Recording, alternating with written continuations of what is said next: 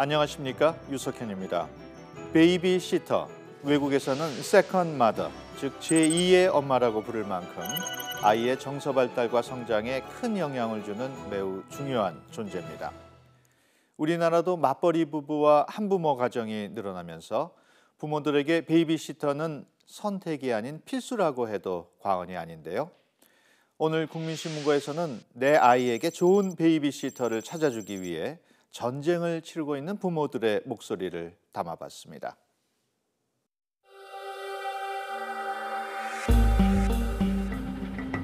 장원석 씨는 9살짜리 딸과 7살짜리 아들을 키우는 아빠입니다.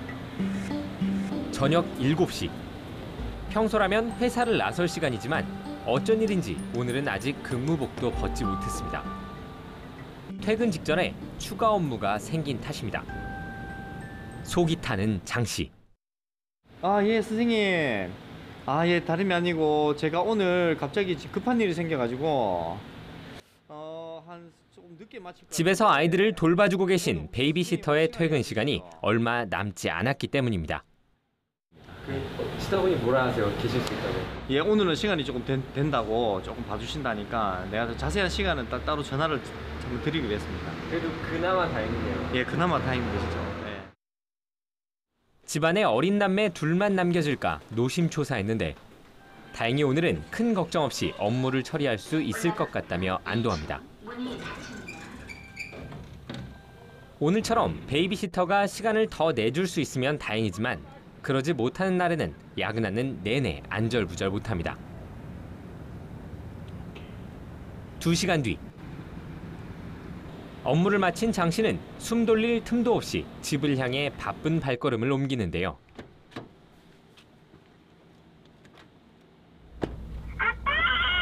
예린아. 왜 집에 나가는 거야?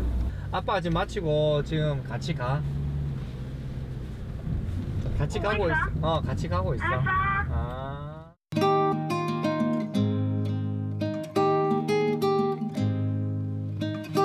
부지런히 달려온 덕에 겨우 베이비시터와 교대에 성공했습니다.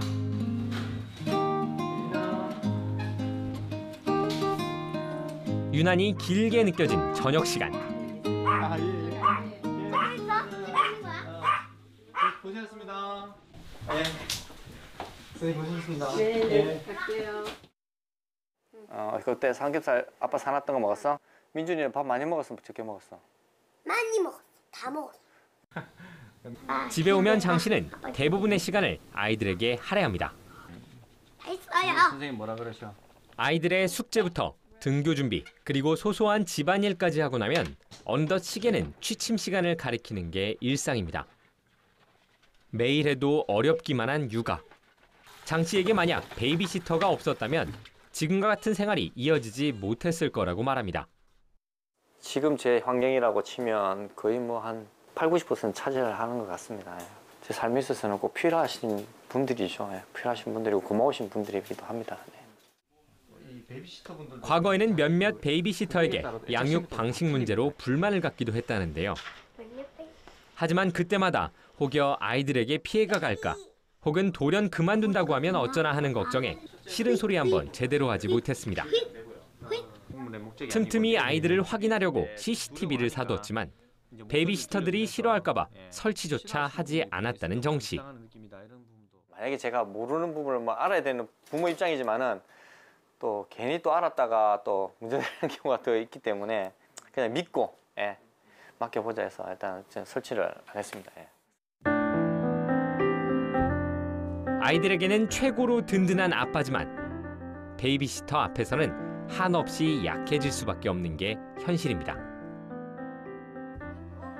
13년 차 직장인 박지은 씨도 베이비시터에게 약자에게는 마찬가지였습니다. 많은 상상을 을보다도 뭐 병성 더 할 수도 있다고 봅니다. 제가 돈을 들이긴 하지만. 박 씨는 육아휴직이 한 달가량 남았을 때쯤 정부의 아이돌봄 서비스를 통해 첫 아이돌봄이를 구했습니다. 이에 안심하고 복직을 준비했다는데요. 하지만 안도감은 아이돌봄이의 출근 첫날 바로 사라져버렸습니다. 퇴근 후 돌아온 박 씨에게 돌봄이가 처음 한 이야기는 자신이 조만간 2주 동안 해외로 휴가를 가야 한다는 통보였습니다.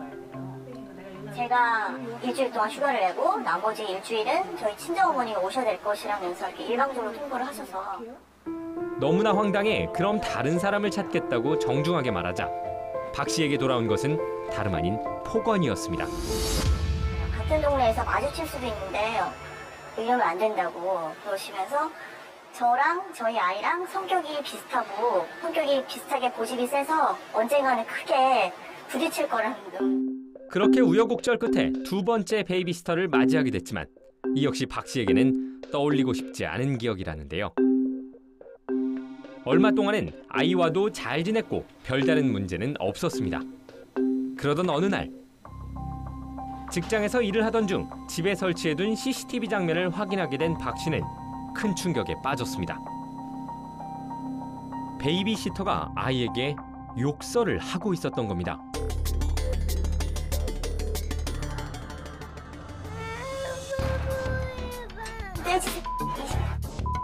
이렇게 하면서 나오셨어요. 그래서 이 CCTV에 그 음성까지 나오기 때문에 그것을 딱 듣는 순간 저는 정말 그야말로 얼어붙었죠. 순간 너무나 화가 났지만 항의도 하지 못하고 며칠을 끙끙 앓으며 고민에 빠졌다는 박 씨. 또 새로 다른 분을 구하자니 그것도 너무 막막하고 또 다른 분이 새로 오셨는데 이분보다 나으라는 보장은 없으니까요. 그래서 박 씨는 어쩔 수 없이 돌보미에게 아이 앞에서 욕설만은 하지 말아달라고 부탁하는 선에서 문제를 정리할 수밖에 없었습니다. 애를 볼모로 잡힌 느낌이 있어요. 그래서 우리의 안전과 모든 것이 이분 손에 제가 없는 동안 달려있는데 이것 때문에 이분이 마음이 상하셔서 행여나 우리 애를 잘 보지 않아 주실 수도 있고 우리 애한테 나쁘게 말하면 해코지를 하실 수도 있고 이런 생각이 들면 단지 우리 아이만이라도 잘 봐줄 수 있는 베이비시터를 만나고 싶다는 부모들. 하지만 그 작은 소망 하나를 이루기가 왜 이렇게 어려운 걸까요?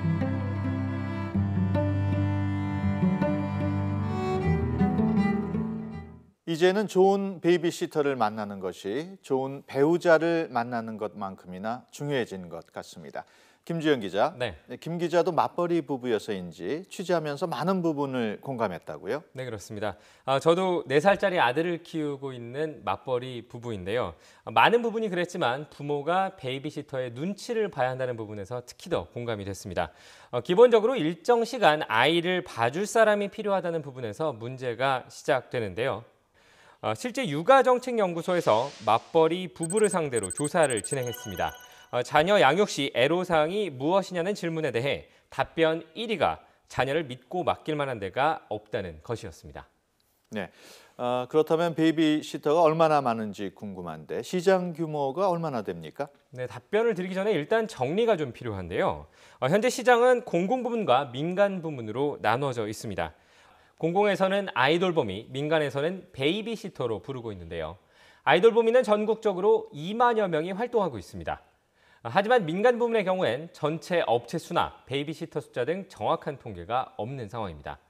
또 민간 베이비시터에 대한 수요 통계 역시 없는데요. 다만 여성들의 사회 진출이 확대되고 맞벌이 부부가 늘고 있는 만큼 베이비시터 수요가 크게 늘고 있는 것만큼은 분명해 보입니다. 취재하는 과정에서 앞서 본 사례들보다 더 황당한 피해 사례들도 있었다고요. 네, 취재 과정에서 어이없는 사례를 많이 확인할 수 있었는데요. 그중 몇 개를 소개해드리려고 합니다. 먼저 한 어머니의 사례입니다. 어떤 베이비시터는 2살짜리 아이와 함께 있으면서 TV만 보여주거나 본인의 지인을 몰래 데려와 놀기도 했고요. 심지어 아이에게 매운 라면을 먹여 부모를 놀라게 만들기도 했다고 합니다. 다음 사례는 더 황당합니다. 어느 갓난아기의 부모가 겪은 일인데요. 퇴근 후 집에 갔더니 그날따라 아이가 끊임없이 울고 있었다고 합니다. 베이비시터는 무슨 영문인지 모르겠다고 했고요. 어디가 아픈 건가 해서 병원에 데리고 갔더니 아이의 다리가 부러졌다는 진단이 나왔습니다. 화가 난 부모가 베이비시터를 추궁하니 그제서야 아이를 돌보다 떨어뜨렸다고 고백했다는데요. 정말 이해할 수 없는 베이비시터라고 할 수 있습니다. 이런 피해가 종종 발생하다 보니 불안한 부모들은 그나마 믿을 수 있는 정부의 돌봄 서비스를 선호하는 것 같습니다. 하지만 이 서비스 또한 만족스럽지만은 않은데요. 부모들의 이야기를 들어봤습니다. 지난 2006년 정부 시범 사업으로 시작된 아이 돌봄 서비스. 정부는 12세 미만 아동을 안전하게 보호하는 동시에 부모의 일가정 양립을 가능하게 하겠다는 목표 아래 사업을 진행해 왔습니다. 2009년부터는 전국 사업으로 확대했고 올해로 출범 13년째를 맞았는데요. 민간 베이비시터보다 시간당 가격이 저렴하고 좀 더 신뢰할 수 있다는 평가 때문에 도움을 필요로 하는 많은 부모들이 선호하는 서비스입니다. 서울에 사는 직장인 송유진 씨 역시 출산 후 복직을 몇 달 앞둔 상황에서 아이돌봄이를 구하기 위해 관련 기관에 전화를 했습니다. 그런데 기대가 너무 컸던 탓일까? 송 씨는 크게 실망을 했다는데요. 11번째, 12번째 이렇게 대기일 거다 그렇게 얘기를 하더라고요. 대기 순서만 알게 됐을 뿐 얼마나 기다려야 하는지도 알 수 없었습니다. 더구나 내 앞에 몇 명의 대기자가 남았는지 지속적으로 확인할 수 있는 시스템도 전혀 없었다는데요. 앞에 11번째가 다 빠져야 내 차례가 오는 거니까 근데 그게 언제 빠질지는 자기들도 모른다. 그래서 일단 운이 좋으면 빨리 되는 거고 아니면은 더 늦어질 수도 있겠다 이렇게 얘기를 하더라고요. 부모들은 아무런 보장도 없이 무작정 기다려야 하는 셈입니다. 그러다 보니 많은 이들이 서비스를 신청해 놓은 상태에서 다른 대안을 찾아 나서고 있는 실정인데요.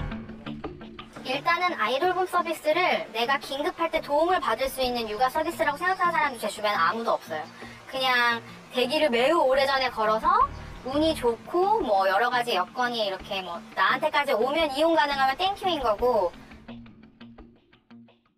취재진은 실제로 서비스 이용이 얼마나 어려운지 확인해 보기 위해 해당 기관에 직접 연락을 해봤습니다. 다름이 아니고 아이돌봄 서비스를 신청하면 바로 좀 구할 수 있는지가 궁금해서 전화드렸어요. 네, 지금 한 20분 넘게 기다리고 계세요. 그래서 저희가 기본적으로 한 6개월 정도는 대기하실 수도 있다고 알고 있어요.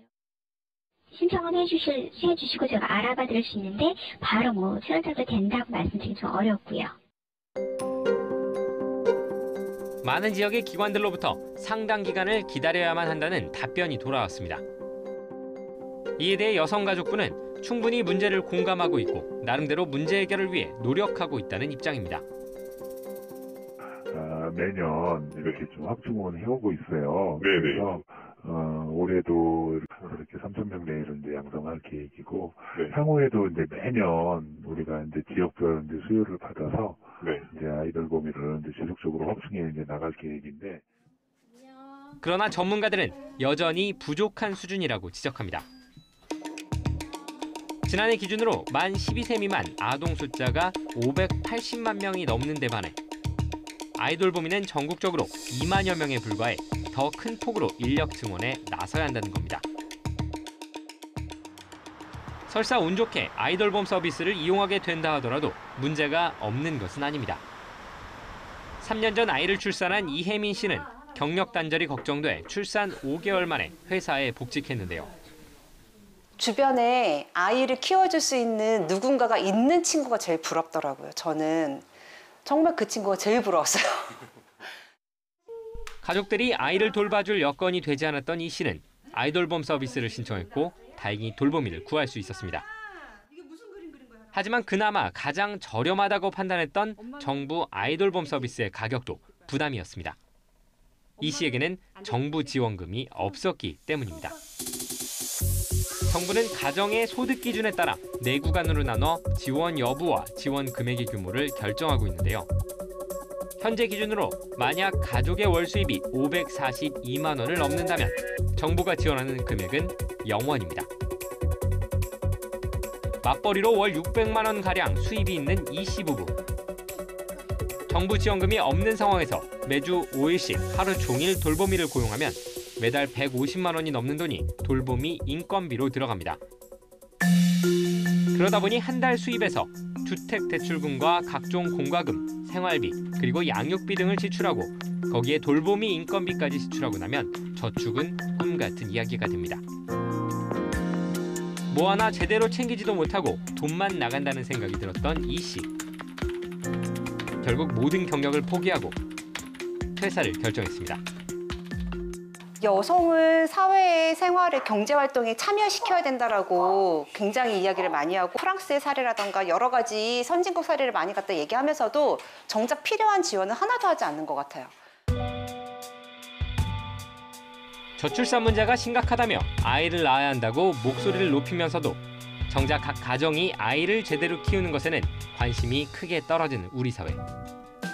주변에 아이에 대해 고민을 하는 사람들을 보면 꼭 안 낳아도 된다고 얘기해주고 싶어요. 왜냐하면 너무 힘들어요. 뭔가 도움을 받을 수 있는 게 하나도 사실은 체감되는 건 없는 것 같아요. 매일 정책은 새롭게 쏟아지고 하는데. 저출산 문제 해결의 첫걸음은 부모들이 체감할 수 있는 정책을 구현하는 겁니다.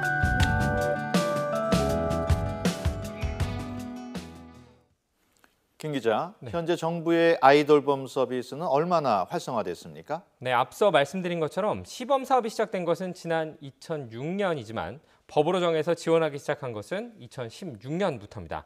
현재는 사업이 확대돼서 전국 220여 개 지역에서 아이돌봄이 지원센터를 위탁 운영하고 있습니다. 정부 예산도 계속 늘어나고 있는데요. 지난 2016년에는 828억 원 수준이었던 것이 점점 증가해서 올해는 1,000억 원을 넘긴 상황입니다. 네, 예산이 이처럼 늘고 있는데도 그 불만이 적지 않은 것 같은데 왜 그렇습니까? 네, 전체 금액만 보면 많아 보이는데요. 하지만 꼼꼼히 따져보면 왜 부모들이 불만을 갖게 되는지 이해할 수 있습니다. 지난해를 기준으로 예산은 878억 원이었고요. 전국에서 6만여 가정이 아이돌봄 서비스를 이용했습니다. 이 둘을 나눠보면 한 가정당 혜택은 월 11만 원 수준에 불과합니다. 전체 이용 가능 아동수로 나눠보면 예산이 충분하지 않다는 사실을 더 확실히 느끼실 수 있을 텐데요. 전국에 12살 미만 아동이 580여만 명이니까요. 예산으로 나누면 월 1,200원 꼴밖에 되지 않는 셈입니다. 그렇다면은 이 서비스가 필요는 하지만 이용하지는 못하는 가정의 경우에는 어떤 대안을 찾고 있습니까? 네, 앞선 사례처럼 부모 가운데 한 명이 일을 그만두고 아이를 돌보는 경우가 있습니다. 주로 여성들이 일을 그만두는 경우가 많은데요. 그동안 쌓아온 경력을 포기하는 셈입니다. 또 조부모 등 가족들이 희생해서 아이들을 돌봐주는 경우도 있습니다. 그리고 일을 그만두기도 부담스럽고 조부모가 돌봐줄 여력도 안 되는 가족들은 다른 선택을 하기도 하는데요. 바로 민간 베이비시터를 구하는 겁니다. 아이돌봄 서비스보다 가격이 조금 더 비싸서 경제적 부담은 되지만 어쩔 수 없이 사용하는 측면이 많습니다. 이처럼 민간 베이비시터를 쓰고 있는 가정이 많은 게 현실입니다. 정말 괜찮은 사람을 만날 수 있는지는 그저 운에 맡길 수밖에 없다고 하는데요. 무슨 이유 때문일까요? 바쁜 부모를 대신해 아이를 돌봐주는 베이비시터. 부모들은 어떤 베이비시터를 원할까요? 제가 없어도 아이 이제 뭐 마음이나 이런 거 상처 안 받게 좀 따뜻하게 해주시는 분, 그리고 안전 같은 거 신경 써주시는 분. 예. 아이들을 이제 돌보실 수 있는 뭐 심성이나 마음가짐을 갖고 계신지가 제일 중요한 것 같아요. 하지만 일반적으로 베이비시터를 고용할 때 그런 부분을 미리 확인하기는 쉽지 않습니다. 믿을 만한 분이 제일 중요한데 그거를 사실 한 번 봐서는 알 수가 없잖아요. 소개해 주시는 분이 뭐 대충 뭐 다른 데서도 일을 해보셨던 분이고 아이를 키우셨던 분이라서 믿어도 될 거다 하셔서 그냥 그렇게 썼어요. 자격 검증을 좀 했으면 좋겠어요. 아무래도 아이들을 돌보는 그 마음을 좀 알 수 있게끔 그런 뭐 경력을 알 수 있거나 좀 그런 게 있었으면 좋겠어요. 베이비시터의 자격을 객관적으로 검증할 수 있는 방법은 없는 걸까? 현재 베이비시터는 여러 사설기관을 통해 민간 자격증을 발급해 그 자격을 증명하고 있습니다. 취재진이 그중 한 기관이 발급하는 자격증 취득에 직접 도전해봤습니다. 동영상 강의를 일정 양 이상 수강한 후 시험을 치르는 방식이었는데요. 1시간도 채 안 걸려 기준 이상의 강의를 이수한 취재진. 시험에 응시합니다. 그런데 황당하게도 시험 문제가 기관이 사전에 제공한 기출문제와 똑같은데요. 질문은 물론 보기의 순서도 바뀌지 않았습니다.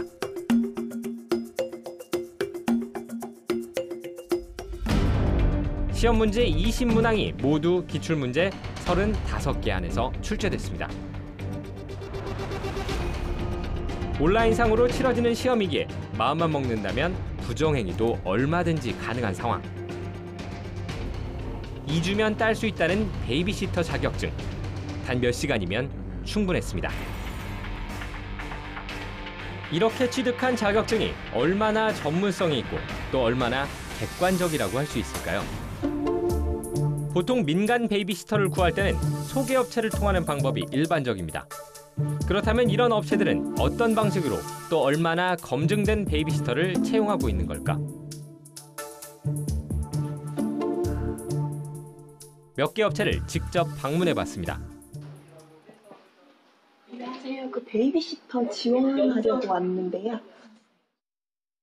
일단 업체에서 요구하는 필수 서류는 주민등록등본과 건강진단서 정도였는데요. 여기 제출 서류 있는 거 말고는 더 필요한 건 없는 거예요? 네, 없습니다. 없고 나중에 이제 저희 이제 교육 받으시면서 몇 가지 이제 그 시터 약관 같은 거 이제 같이 다 같이 읽어보시면서 사인하는 이제 그런 정도밖에 없으세요. 특별한 자격 조건을 요구하기보다는 업체에서 실시하는 자체 교육의 중요성을 강조했습니다. 교육은 하루만 받으면 되나요? 네, 하루 시간 내서 오셔가지고 기본 교육 받으시고 이제 그러고서는 이제 제가 그다음부터 이제 일자리 안내 드리고 있어요. 또 다른 업체도 상황은 비슷했습니다. 어차피 오늘 실무가 이걸 안 들으면 안 돼요. 안 들으면 못 나가. 업체들이 거듭 강조하는 실무 교육이 구체적으로 어떤 내용인지 확인하기 위해 해당 업체를 다시 방문했는데요. 그래서 베이비시터로서의 갈 때는 선생님은 약간 이렇게 좀 다운시켜야 돼요. 화장도, 옷도 그냥 이렇게 약간 아줌마. 그러니까 복장을 비롯해 방문 예절로 시작된 교육은 3시간가량 이어졌습니다. 뭐 며칠 있다가 좀 무슨 일이 생겼어. 빠져야 돼. 월요일부터 뭐 이렇게 금요일까지 출근을 하는 거예요. 그럼 언제가 좋을까요? 너무 월요일을 좀 피하고요. 퇴근하고 오자마자 그러면 낮에 왜 엄마를 초원했을 때 왜 이렇게 왜 하루 중에 약간 좀 어느 시점인지 살짝 보고 전화를 하든지 문자를 넣어서 어머니 저 상의 좀 드릴게요. 이게 왜 전초 전화하는 건 알아요. 항상. 대부분 상황에 따른 처세술이나 방문 과정과 업체 사이에서 지켜야 할 주의사항 등만 일러줬을 뿐 베이비시터로서 갖춰야 할 육아 기법 같은 전문적인 내용에 대한 교육은 없었습니다. 정부가 관리하는 아이 돌보미들의 교육 시간이 총 80시간인 것에 비하면 턱없이 부족한 업체 교육. 앞서 취재진이 터무니없는 과정을 거쳐 따낸 자격증을 갖고 가면 이마저도 면제해주는 곳이 적지 않았습니다. 이렇듯 자격 요건이 엄격하지 않고 전문성 또한 제대로 검증이 되지 않다 보니 부적격한 베이비시터로 인해 벌어지는 사건, 사고가 빈번할 수밖에 없는 겁니다. 때문에 정치권에서도 민간 베이비시터 문제를 국가가 나서서 적극적으로 해결해야 한다는 목소리가 꾸준히 나오고 있는데요.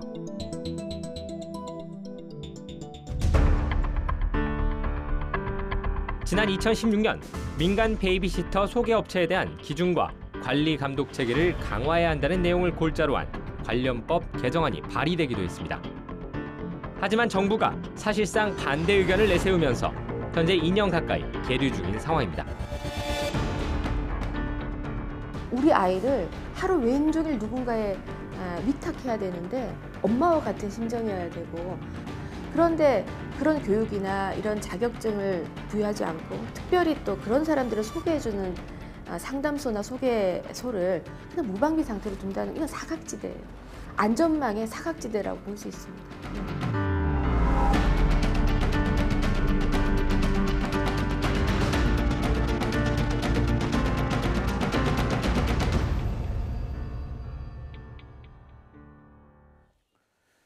이런 상황이라면은 아동 학대와 같은 범죄 전력이 있는 사람도 얼마든지 민간 베이비시터로 일할 수 있다는 얘기가 되는데 생각만 해도 아찔합니다. 김 기자, 일단 자격증 문제부터 얘기를 해보죠. 사실 자격증이라고 말하기에는 허술한 부분이 너무 많다고요. 네, 그렇습니다. 제가 직접 보여드리기 위해서 이 자리에 가지고 나왔습니다. 이것이 바로 제가 1시간만 했던 베이비시터 자격증입니다. 자세히 이름을 말씀드릴 수는 없지만 마치 공공기관인 것처럼 보이는 곳에서 자격증을 발급하고 있습니다. 하지만 이름만 그럴듯할 뿐 사설기관에 불과했습니다. 더구나 교육이나 시험, 자격증 발급에 있어서 정부는 아무런 관여를 하지 않고 있었습니다. 효용에 대해서도 궁금하실 텐데요. 온라인상에서는 베이비시터로 일하는데 큰 도움을 주는 것처럼 홍보하고 있지만 실제로는 일부 베이비시터 소개업체에서 자체 교육을 생략해주는 정도의 효과만을 내고 있었습니다. 민간 베이비시터 시장에서는 소개업체의 역할이 매우 중요할 텐데 베이비시터에 대한 자격 검증과 교육 기준이 부실해도 현행 법률로는 아무런 책임을 물을 수 없다고요. 네, 그렇습니다. 현재 민간 베이비시터 업체는 직업 소개업으로 분류가 돼서 직업안정법에 적용을 받고 있는데요. 이 법 안에 민간 베이비시터를 선발하는 기준 혹은 베이비시터 업체가 진행하는 교육을 규제하는 부분은 없습니다. 업체가 허위 정보를 제공하면 안 된다는 등 기초적인 부분만 관리하고 있는데요.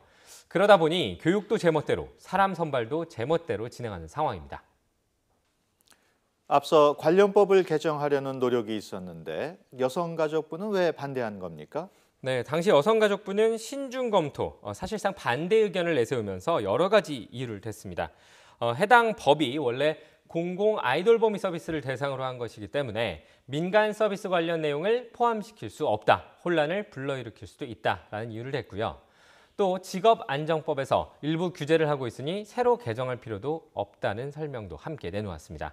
하지만 이러는 사이에도 민간 베이비시터에 대한 부모들의 걱정과 불안이 갈수록 커지는 게 현실입니다.